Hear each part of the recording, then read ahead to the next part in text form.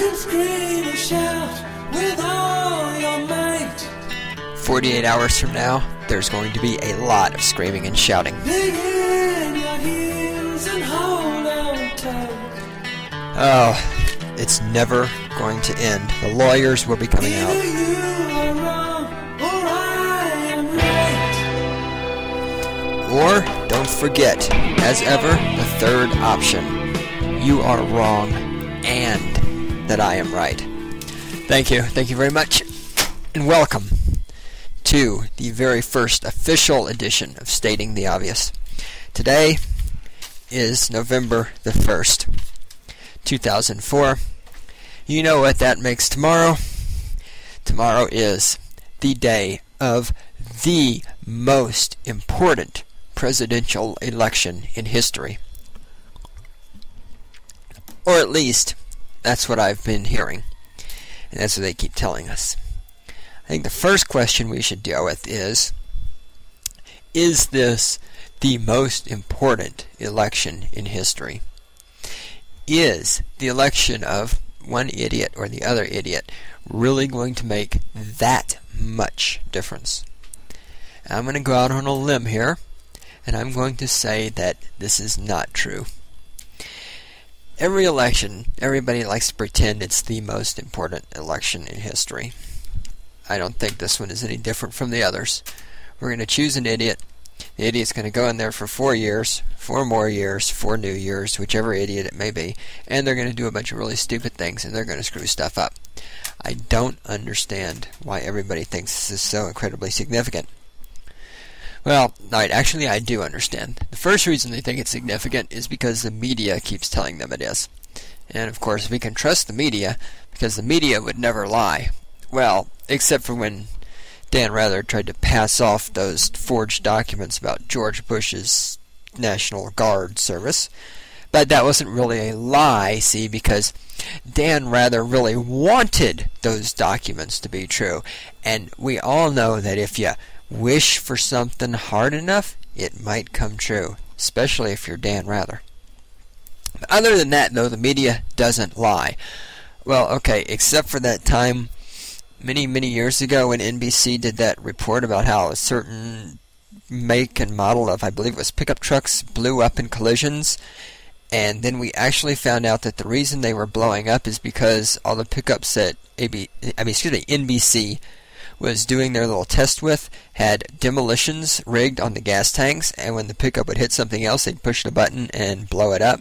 But other than that, the media doesn't lie. Well, okay, and except for that recent New York Times article where they talked about all those, 300 tons of 300 million, 300 gazillion, I don't remember, some atrocious tonnage of high explosive weapons of mass destruction that disappeared from the ammo dump in Iraq because George Bush failed to guard it. And then, of course, he found out that, well, there may not have actually been anything there, and there really wasn't, even if there was, all that much of it there. And, oh yeah, but wait, there weren't supposed to be any weapons of mass destruction in Iraq anyway. And then, well, it wasn't really weapons of mass destruction. It was, some other stuff. So, the point is, the media doesn't lie. And, of course, on the subject of not lying, on the other side of the thick plexiglass in the control room is the lovely and adorable Randy, as always. Hello, Randy. She says hello. Of course, you can't hear her. And here we are. Is this the most important election? No. I think it's just like any other election. Is this election about terrorism and the war on terror? Well, to a large extent, I think it may be. And I think this is going to play in the favor of George Bush. Because let's be honest, can anybody truly see John Kerry as the commander-in-chief? I mean, that's some frightening stuff. Some terribly, terribly frightening stuff. Kerry is, of course, trying to tell us that we're in the wrong war at the wrong time in the wrong place, or whatever it is. And yet, he wants to be in charge of this war now. I think this is a bad idea. Maybe the one, well, I almost said the one good thing to come out of this whole 2004 election, but I'm not certain that this is really a good thing. One thing we can say has come out of this 2004 election is a renewed interest in voting. A lot of people have gotten registered. I don't necessarily think this is a good thing because, of course, most of those people are complete idiots and shouldn't be voting in the first place. But what I find fascinating about the whole move to register more people is the spin that's being put on this by the media, because if you listen to the conventional public wisdom, you would be under the impression that all of these people who are registering to vote for the first time are all registering to vote and intending to vote Democrat because they hate George Bush. And now look, I don't have any statistics on this stuff, alright? I'm just going to tell you what's obvious. That's why we call this stating the obvious. Obviously, all of these people who are registering to vote are not Democrats. Some of these people are in fact going to vote for Bush. Some of them in fact might even vote for third-party candidates like the Libertarian or the Socialist or Nader. And that'll really piss the Democrats off because remember, Democrats believe in freedom and Democrats believe in democracy as long as you're voting for a Democrat. If you use your vote to vote for somebody like Ralph Nader, well then you're a stinking filthy piece of shit and you should be put against the wall and shot in the head because you are dangerous to democracy. How dare you think that you can actually vote for the candidate you want to vote for? I mean, what the hell is wrong with you people? That is not what democracy is about, right? Democracy is about voting for Democrats. So the idea that all these people who are registering to vote are all going to vote Democrat is silly. I have something here. This is an Associated Press article referring to Colorado. Apparently, long story short, its article reads, statewide, Republican voter rolls grew by 72,280 people since January for a gain of 6.9%. Democrats added 83,586 voters, a 9.8% increase over the same time. So that's how many voters have registered for each party in Colorado in that time frame. Now, of course, it doesn't tell us where they were when it started. This also, of course, doesn't tell us how these people are actually going to vote. Because another assumption made by the Democrats and the media, as if the Democrats and the media aren't the same thing, is that people vote straight party. If you register Democrat, you're going to vote Democrat all the way down the line. You register Republican, you're going to vote Republican all the way down the line.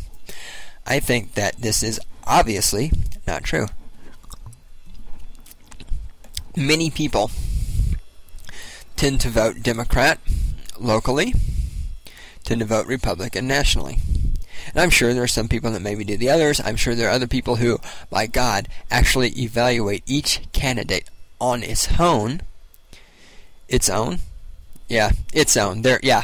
Randy is questioning me if political candidates are its. They're definitely its. Genderless, non-specific its.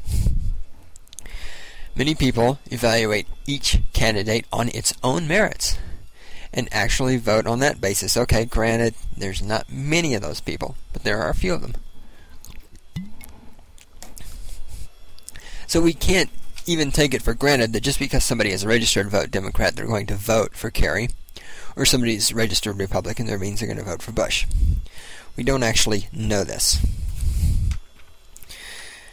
Of course, the polls are flying fast and furious. I saw one in the newspaper today that said Bush is up by 7 points. I heard about some others on the radio that say Bush is down. It's the polls are meaningless. If anybody out there is paying attention to the polls, you're wasting your time. There's only one poll that matters. It's the poll that's going to be taken tomorrow. Other than that, all of the rest of this stuff is just bullshit. And that, of course, brings us to tomorrow. Will the election go down the way it's supposed to, or will we have another fiasco like we had last time around? First of all, let's say this. Any state that has another election fiasco like Florida had in 2000 absolutely deserves to be called idiots. Everybody saw what happened 4 years ago. Everybody has had 4 years to fix any potential problems. I mean, there's no excuse. There is absolutely no excuse. Of course, the Democratic Party, not surprisingly, already has the lawyers chomping at the bit. In fact, in some states, they've already, can you believe they've already started, suing people and stuff for the election. The election, this is what I love about the Democrats. The Democrats are so incredibly desperate, and we'll get to this in a minute, but let me just go off on a slight tangent here and give you a taste. The desperation of the Democrats in this election is unreal. I thought they looked desperate when they were running Al Gore, but this is desperation. Remember how many months ago, before the election, they were already blaming Ralph Nader for losing in 2004 because Ralph Nader was going to take votes away from them. The election was 3 months away, and they were blaming Ralph Nader for losing. They haven't even lost yet. The Democrats already have lawyers in position. They're already suing some states. They're already tramping down the doors and busting in on these polling places and trying to figure out how they're going to contest the results. The election hasn't even happened yet. Republican, yes, I'm having a brain cramp. Randy's watching me spaz out. Republican headquarters, remember a couple of weeks ago in Republican headquarters, there were 3 of them in one day that were being shot at. The Democrats are so desperate. They know they're going to lose. They expect they're going to lose. And this is the problem with being a Democrat, is that you can have no confidence in yourself. You have no confidence in the people who support you, because the people who support you are only supporting you because they hate Bush. These people are pathetic. They know they're not going to win. Nobody knows what's going to happen. They suspect they're not going to win. And they suspect they're not going to win for good reason, because they're incompetent idiots. Now, of course, from this you might think that what I'm saying is that because the Republicans are the Democrats, see, I get the two confused, you can really tell the difference. Because the Democrats are incompetent idiots, then this means the Republicans are not. Unfortunately, the Republicans are also incompetent idiots. They're just not smart enough to figure it out. Let's be honest, the one truly sad aspect of November the 2nd, 2004, is that either Bush or Kerry is going to win. It's either going to be 4 more years of King George II, or 4 years of Prince John, who will be, of course, elevated to King John. Either way, the American people lose, but one of these yahoos is going to win. It's a sad, sad, sad moment.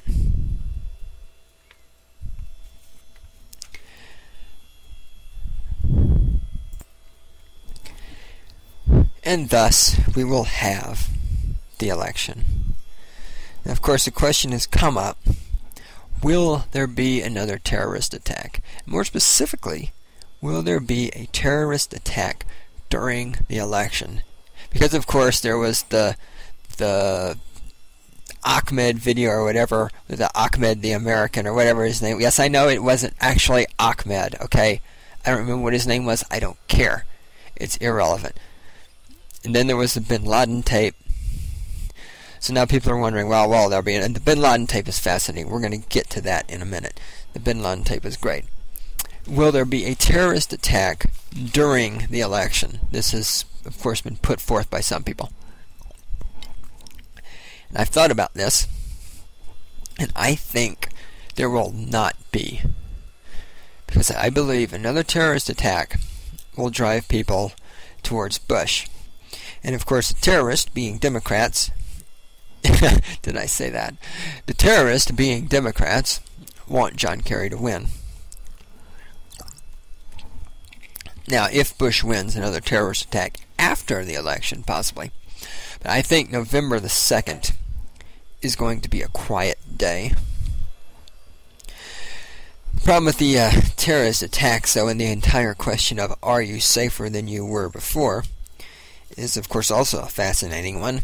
I personally have never felt threatened. And at some point we're going to talk about the terrorist attack and the reasons behind it. I don't particularly feel safer, but then I never felt threatened.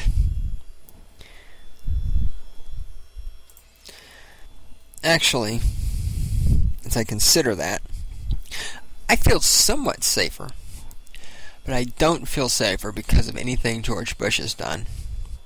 And that's another story. That's an off tangent that we're going to cover when we get to the terrorist attacks. The question is, can I get another bottle of water? Yes. Yes, I would have to unlock the door to let you in to hand it to me, but since I haven't made any sexist comments yet today, I should be able to get away with that. I am asking the lovely and adorable Randy to fetch me a bottle of water, as the one I have is almost out. And for the record, I do not drink bottled water. I just reuse the bottles in tap water. I am not a bottled water elitist. Excellent, thank you. On one side we have our friend Kerry. On the other side we have our friend Bush. Now let's talk about these guys for a minute. Bush. When this election began, when we started sliding into this whole little, what do you call this election? I mean, election years are so terrible anyway, but this, I am so sick of the commercials and the campaigns and everything. This incredible stupidity, the fiasco, this insulting media, PR, whatever it is. We started sliding into this. I was not a big fan of George Bush, and I'm still not a big fan of George Bush. There's a few things we can say for certain about King George II. He's spending money like crazy. And as far as I can see, there's no redeeming value for this. I'm a big fan of Ronald Reagan. One of the criticisms that has always been leveled at Reagan was spending, the deficit spending. In Reagan's case, there was some justification for it. In my mind, a lot of people don't agree with what I'm about to say, but the justification was we were going to spend a lot of money, we were going to defeat the evil empire, which we did. And once the evil empire was defeated, we would be able to scale back our defense, and all the money that would have been going there would be able to go back. This is what was called the peace dividend. I think that was a good investment. Generally speaking, I am, of course, opposed to deficits. I think deficits are a really dumb idea. I think that was an exception. I could have lived with that. Unfortunately, however, things didn't turn out quite the way they should have in an ideal world. But the point here is, to get back to King George II, King George is spending money hand over fist. This doesn't make him very popular with me. King George created the Department of Homeland Security. Now this is some frightening stuff. The Department of Homeland Security. The first question that we need to ask ourselves here is, why do we need a Department of Homeland Security? There's already a department that is supposed to be securing the homeland. It's called the Department of Defense.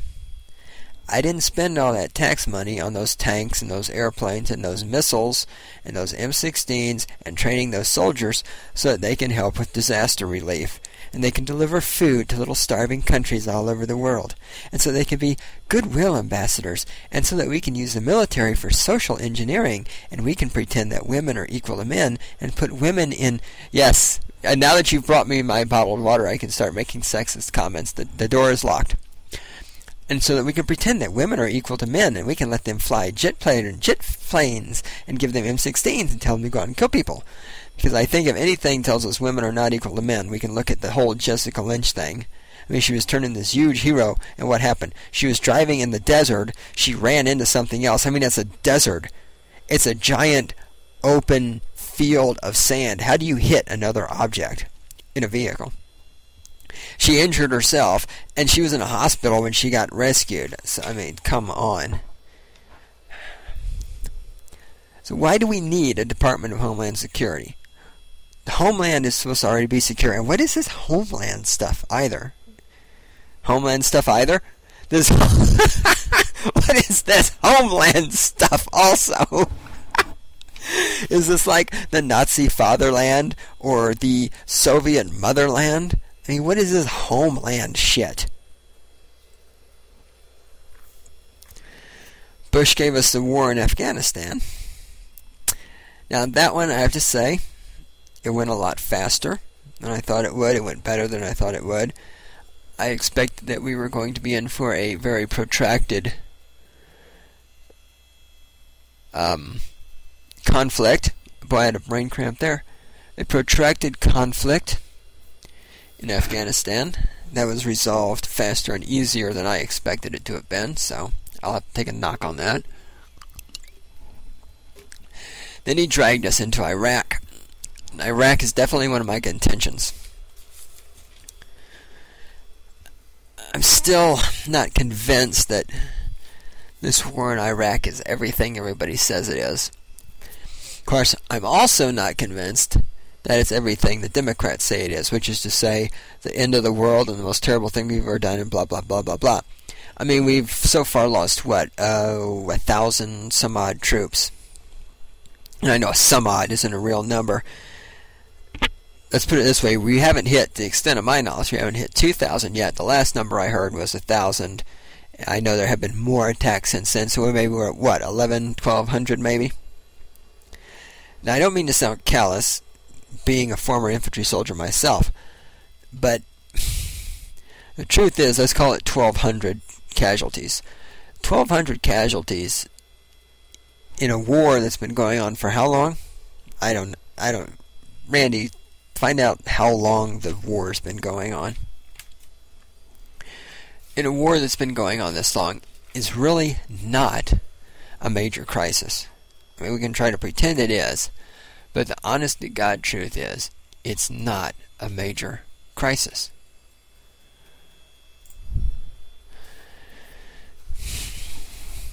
Now let's talk about Kerry for a minute, as I type on the keyboard.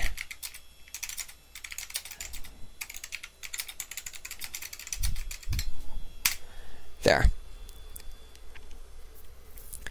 Kerry, or Prince John, as I prefer to call him. The problem with Prince John is that nobody knows what he believes.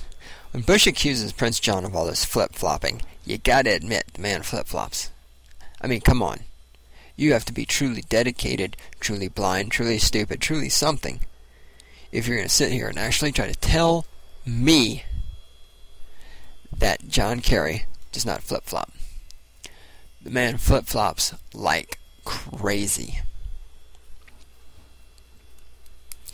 There's a few things about Kerry that scare me. And as I've said, now we went into this, King George II was not my favorite person.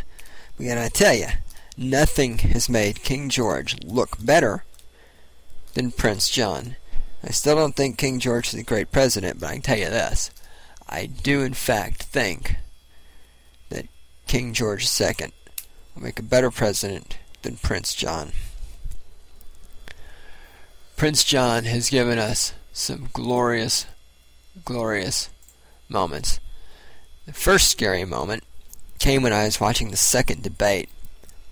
Was it the second debate? It was the second debate. The question came up about the Patriot Act. Prince John said, "I support the Patriot Act. I would just apply it differently." Now what I'm serious. What does that mean? I support the Patriot. Now remember, liberals, they're always talking about how oppressive the Patriot Act was, how it takes away civil liberties, blah, blah, blah, blah. And to a large extent, I agree with this. I think the Patriot Act is nonsense. I think it's unnecessary. And these liberals claim to have, and then here's Prince John up here going, I support the Patriot Act. I would just apply it differently. What? You would take away people's freedom differently? Explain. I don't get what I mean. That's just like saying I support putting Jews in concentration camps. It's just that I would apply it differently. I support raping women. I would just apply it differently. I mean, how the hell do you support the Patriot Act but apply it differently? Or does that mean when he says, I would just apply it differently, does that mean he would use it against people he doesn't like? For example, media persons who do not support his opinions. For example, the Sinclair Broadcasting, when they were going to, or perhaps they did, say, I don't even know if this thing ran or not. Sinclair was going to run the documentary about Kerry's involvement in Vietnam, speaking to some of the people he had been there with, blah, blah, blah, blah, blah, blah. And anyway, I mean, here they are. And the Kerry campaign is threatening these people. They're threatening them. Now here is who is this idiot's, his idiot's name? Chad Clanton, one of the spokesmen for the Kerry. And they were on the Fox News channel with Linda Vester, whoever Linda Vester is. I don't watch Fox News. Anyway, this is what Clinton said. We were talking about about Sinclair running this thing, and which, by the way, they had invited Kerry to come and defend himself. But of course, a liberal's not going to go and defend himself. A liberal is just going to silence you. So this is what Clinton says. Clinton says, quote, I've got some breaking news here I brought with me. The FCC just issued a statement about 30 minutes ago. This is an abuse of public trust. Listen, they better look out there at Sinclair Broadcasting. I'm not a lawyer, but they've stirred up a lot of people. At this point, the audience starts booing him. Vester, this Linda Vester person, has to break in and silence the audience because they are booing him. Clanton continues. He says, quote, we've got thousands of people now, very mad, jackballed up, calling these stations, protesting, threatening boycotts of their sponsors. I think they're going to regret doing this, and they better hope we don't win. Now here is Sinclair Broadcasting, a broadcasting company with 62 stations, going to air a documentary about a presidential candidate, and this candidate's campaign staff is threatening them. Now remember, nobody threatened. Did you see anybody threatening Dan Rather when he went on the air with what were obviously, to everyone with a brain, forged documents? No. Why no, of course not. That was perfectly okay. But here, Sinclair Broadcasting is going to air a documentary that might hold some vestige of truthfulness, and they've even invited John Kerry to come and be there and respond to it in person. But no, we will threaten them. Listen to what he says. To little Clinton, he says, I think they're going to regret doing this, and they better hope we don't win. Folks, that,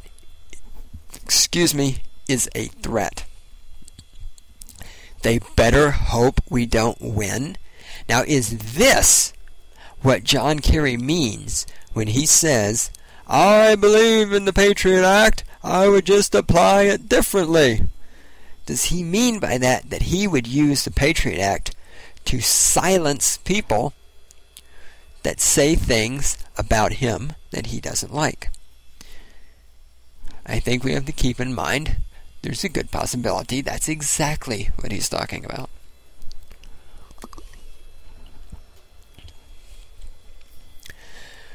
Prince John is apparently also a man of many powers, such as healing the sick and wounded. If any of you missed this one, and you probably did, because I'm sure this was not reported in the mainstream media, when Christopher Reeve died, by the way, let me remind you all that Christopher Reeve was a rich white man who became paralyzed when he fell off his horse while playing polo, a rich white person sport. But of course, the Democrats took him up as one of their own because, oh, that's right, the Democrats are the party of rich white movie stars. Gosh, why am I surprised by this? When Christopher Reeve died, before the body was even cold, John Edwards, Prince John's running mate, his running mate, yes, mating some other stuff too, probably.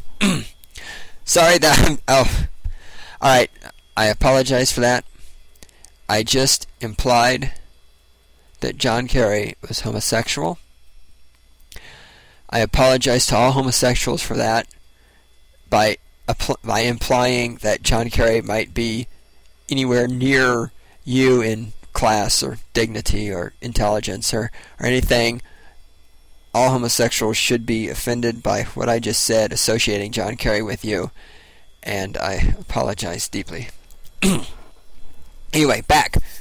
John Edwards said the following, quote, Christopher Reeve just passed away, and America just lost a great champion for this cause. Somebody who is a powerful voice for the need to do stem cell research and change the lives of people like him who have gone through a tragedy. Well, if we can do the work that we can do in this country, the work that we will do when John Kerry is president, people like Christopher Reeve are going to walk, get up out of the wheelchair and walk again. Unquote. Now let's look at this. Christopher Reeve, he went through a tragedy. He fell off his horse while he was playing polo. That's a tragedy. Gosh. But more importantly, people like Christopher Reeve are going to walk. Get up out of that wheelchair and walk again. Okay, when John Kerry is president, that's when it's going to happen. When John Kerry is elected on November the 3rd, if Kerry wins, quadriplegics across America are going to get out of their wheelchairs and walk. Now, I've heard some stupid things in some campaigns in my life, but this, and I know some of you are trying to say, well, that's not what they mean. What they mean is they're going to do the okay on this research and stem cell and blah, blah. You know what? Even if they okay stem cell research tomorrow, nobody's going to be getting up and walking for a long time. Because first of all, you have to do the research. That takes years. Second of all, once the research is done, you have to use the research to do something, either a drug or a surgical procedure. And in order to do that, you have to get it approved by everybody's buddy, the FDA. Which, I mean, getting something through the FDA takes how long? Even if Kerry wins a second term, 8 years is not going to do it. There's also the problem that stem cell research doesn't necessarily have anything to do with spinal cord problems. But that's another topic.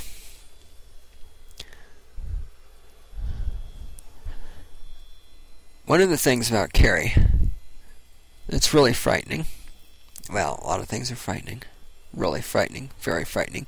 Alright, you know, that reminds me, where is there, here we go, because we got off on the stem cell research thing. Jesse Ventura, former governor of Minnesota and former wrestler, said the following, quote, "Look at the position I'm in. If I vote for John Kerry, I'm going to get my taxes raised." Well, actually, you know, if you vote for Bush, you're probably going to get your taxes raised anyway. But then, of course, this is what he had to say about Bush. Quote, "It scares me when a president says he won't support stem cell research because it goes against God. I have news for you. If you're waiting for God to cure Alzheimer's, then we are going to be waiting a long time." Unquote. I did sort of mutilate his quote there a little bit. Sorry about that. I don't want Jesse to come and kick my ass, because he could. Off-the-cuff remark regarding stem cell research. Here's what it boils down to. When we're talking about the President of the United States, unfortunately, we're essentially talking about the King of America. Now, under our current system, the president has way more power than he's actually supposed to have. And we can go around and around about this all day long, and we should, and we probably will. But right now, let's just deal with the fact that the president has all the power he has. We need to think about who do we want in there. And the thing that frightens me the most about having Kerry as our president is that Prince John seriously believes all of this crap about getting permission from other countries, about building coalitions, about going to the United Nations and forming a coalition. You know what? I don't give a damn about the United Nations. I don't give a flying shit about international law. I don't give a fuck about the rest of the world, especially France.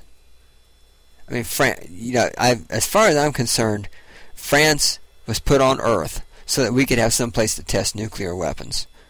If I were president of the United States, I would annex France, I'd make it the 51st state, and I would just turn it into a nuclear weapons testing zone.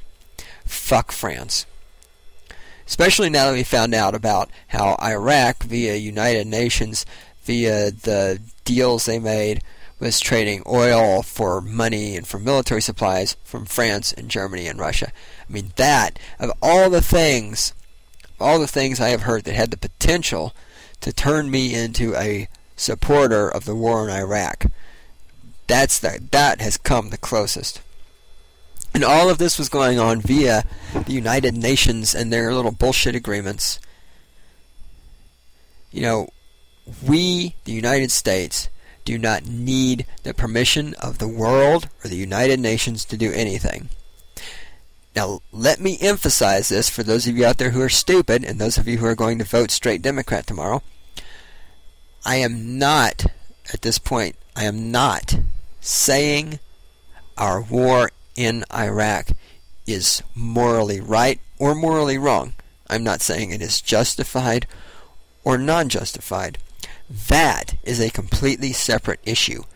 What I am saying is that if we, the United States of America, if the government of the United States of America decides to use the military to invade and take control of another nation, we do not need the permission of anybody else. The only permission the government of this country needs to launch a military campaign against another country is permission of the people. In this regard,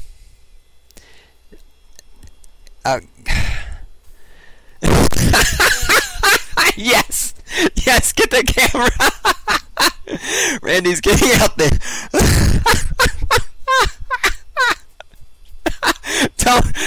No, get the camera close to the glass, otherwise the flash will reflect off the plexiglass and ruin it. If you put the lens against the plexiglass, then the flash will penetrate and it will be okay. Randy is taking a picture. I've ruined it now. Randy was preparing to take a picture of the intense look of pain on my face. Yeah, it looked like I was extremely constipated. I was about to say something which was going to cause me great agony. I was going to say that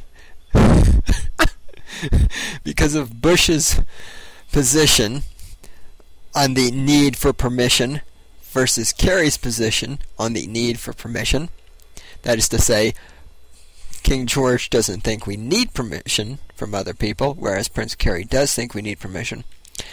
This forces me to say, okay, let me take a breath. This forces me to say that 4 more years of King George II is preferable to 4 years of Prince John. I'm on the record as saying that. It's a terrible moment, Randy. See, and this is what's so bad. I never thought I would say that.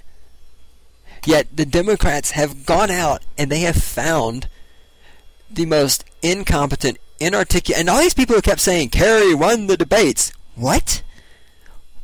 What debates were you people watching? I watched the second debate and the third debate, and Kerry did not win those debates. Kerry is a good debater, but he, man, had no personality. In my opinion, King George won those debates. That doesn't mean I agree with everything he said. I don't agree with everything either of them said. I don't disagree with everything either of them said. But, let's be honest about what these debates were. These debates were pageants. They're like beauty contests where these two men strutted around and repeated little sound bites. And there were a number of times that George looked bad. But there were more times that Kerry didn't necessarily look bad. He just looked weak and stupid and inarticulate, and he displayed no personality, no sense of humor whatsoever. Whereas George did have the personality going on, and he did have some humorous moments. But, Kerry, if Kerry is our president, Kerry's going to sit there and ask for permission from the United Nations before he farts. I don't think this is what we need. I don't think this is what the American people want. And this is why I suspect that we are going to get 4 more years of Bush. Yes, 4 years of Bush. Most men can't say they've had 4 years of Bush. Well, no, if you're married for 20 years. For that 20 years, how many years were you actually in the bush? Because, think about it. When you first started, you might be in the bush a lot, right? Randy has a boyfriend. He's still in the bush often, right? Yeah, see, but now once you get married, the bush time is going to start dropping off. Sorry, that was off topic.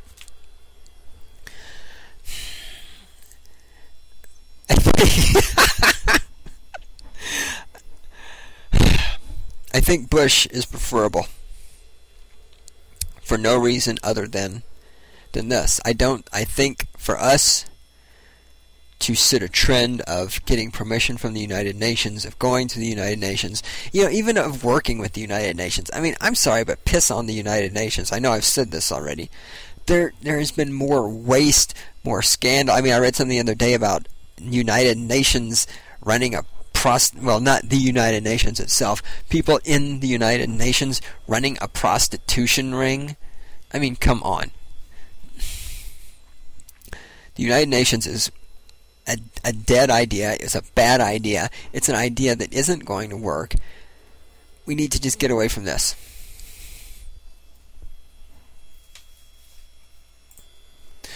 So it's and I have to come back to this because it is imperative that you understand what I'm saying right here. Okay, if you've listened to this whole thing and you're still here, what I'm about to say is the most imperative thing that you need to take away. There's a difference between when as a nation we are taking an action such as invading another country. There is a difference between that invasion being right or wrong and we as a nation having the autonomy to take that action. Now, I am all in favor of us sitting around debating, did we do the right thing invading Iraq? Now, to a large point, it's a moot. We're there. We're there. There's nothing we can argue about it all day long, but we are there. We have to deal with that. In the future, I'm sure we will invade some other country somewhere down the line, and we should debate whether or not those invasions are justified or not, whether they're right, whether they're wrong, what the consequences, etc., so on. But the one thing that is not, should not, must not ever be debatable is this: do we need permission from any cocksucking son of a bitch that is not an American citizen to invade another country, to defend ourselves, to take the military action, whatever that military action may be, that our government believes is necessary to defend the people? And the answer to that is not. The answer to that is no, we don't. We do not need permission. We should not need permission. We must never need permission. And I am telling you, I'm making another prediction right now. First prediction was that Bush is going to win.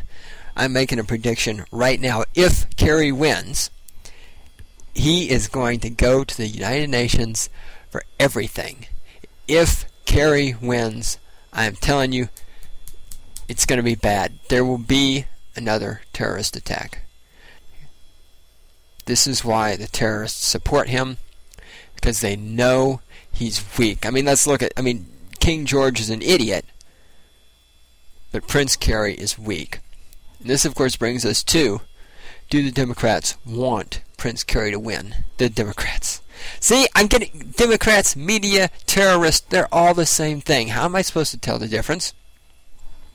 Do the terrorists want John Kerry to win? I believe they do. And we're going to get to this because I am going to have to wrap this up. We're at 46 minutes already. I'm going to have to wrap this up because my yoga class is soon. I have to get going. Because if I don't get yoga class, I get really, really cranky. When I return, we're going to talk about the bin Laden tape. We're going to go over the transcript, and we're going to discuss some of that. So please, please, join me. I will be back soon. Actually, it's just a mouse click away for you.